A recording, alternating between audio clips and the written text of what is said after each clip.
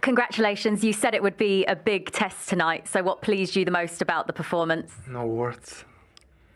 Where we come from. So for the success in the after last game in Athens, arrive where we arrive, and oh my God. So that is the reason why we are a really, really, really good team. That is the reason why today we show the reason why. So the mentality and how they follow us, and still they have the, the desire to, okay, let's try to do it again. It's just the second game, but after what happened last Wednesday, come here against that team that everyone saw against Aston Villa, and the way they play, the way we have done it, and the fan and everyone do it. So it was magnificent. No words to express my gratitude to these players. You almost seem quite relieved that you've come away winning tonight.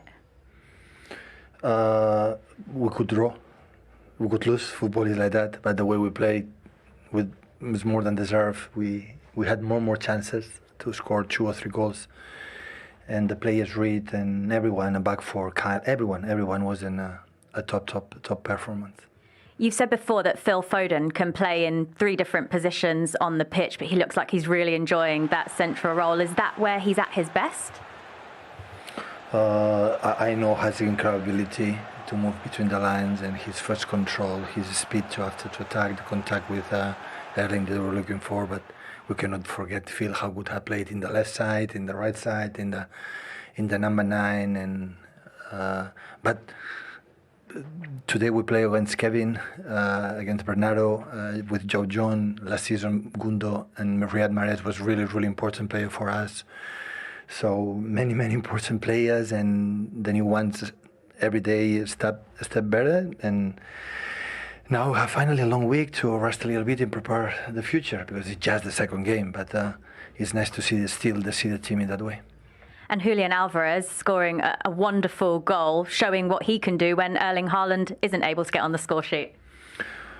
Yeah, Julian is a guy, he is a striker, but look how he runs, the effort and everything what he does. So yeah, everyone is fantastic. So what can I say? So after win what we won, you can say, okay, we won the title, and here and be in front of our people and see the effort what we have done means a lot to all of us.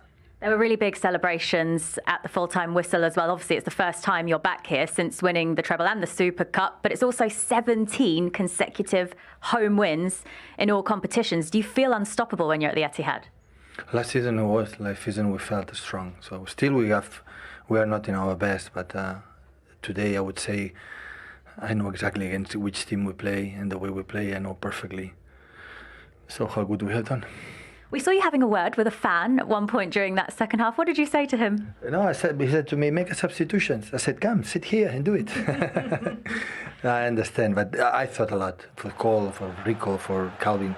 But the game was in a good tempo, good rhythm, and I didn't see the players a lot of tired, and they got Kovacic or Kova or Julian, they are more tired on Erling, because it always help us for the long balls and his threat up front, and Phil was amazing. So it was not easy to make the changes. That's why I didn't do it. Well done. Pep Guardiola's T-shirt there that he's wearing is a tribute to Carlo Mazzoni, an Italian football manager who died today, age 86. He would have managed Pep at Brescia, and he also managed the likes of Roma and Napoli in a career that spanned over 40 years. So Pep paying a lovely tribute to Carlo Mazzoni there with that T-shirt. It was interesting hearing him talking about that fan there. I asked you about the substitutions. One of the fans thought he knew better than the great Pep Guardiola tonight. Tell him to make the subs and sort it out. It all looked very good-natured, though.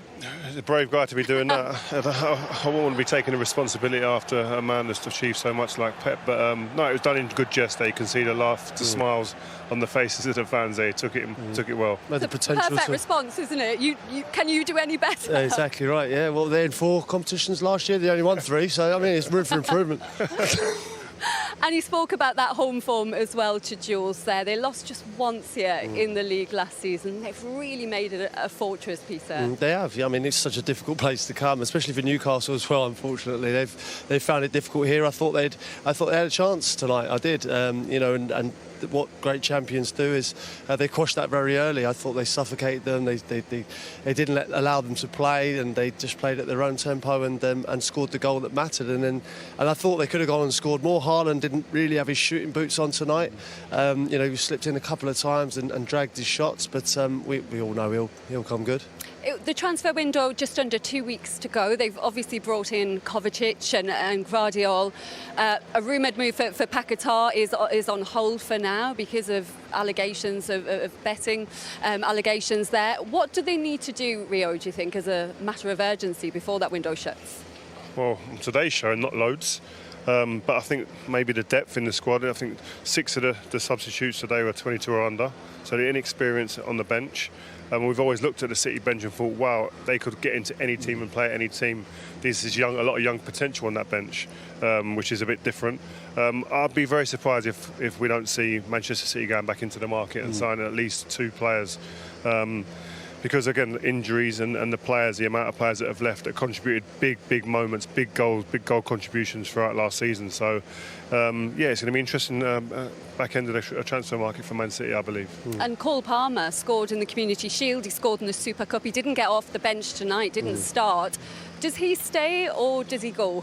Well, I don't know. I mean, Pep Guardiola was quite lukewarm, I thought, on the comments of him. It's like, he might go, he might stay, but he won't go out on loan potentially. So I think whether he wants to go and get first team football, he's still very young. I mean, we've seen what happened with Phil Foden, with some of the young players that have come through here.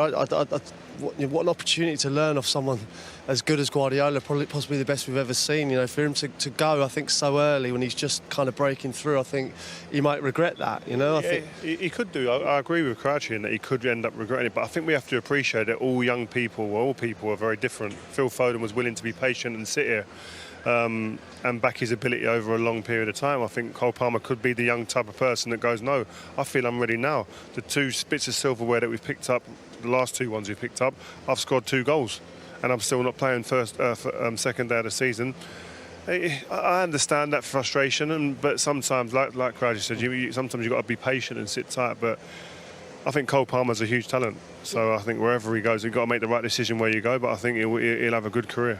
Yeah, absolutely. We'll see how that unfolds as the transfer window closes in less than 2 weeks. That's about all we've got time for tonight, though. Rio, Crouchy, thank you very much for this evening. Enjoy the rest of the weekend. Come on, the Lionesses as well. Yep. Wishing the Lionesses best of luck tomorrow, of course, in that World Cup final against Spain. We've got Champions League playoff action coming up next week on TNT Sports. Rangers up against PSV. And next week in the Premier League, we are heading down to the South Coast as Bournemouth welcome Tottenham in that one for a 12:30 kickoff. But here at the Etihad, Man City have put down an early season marker, beating Newcastle 1-0.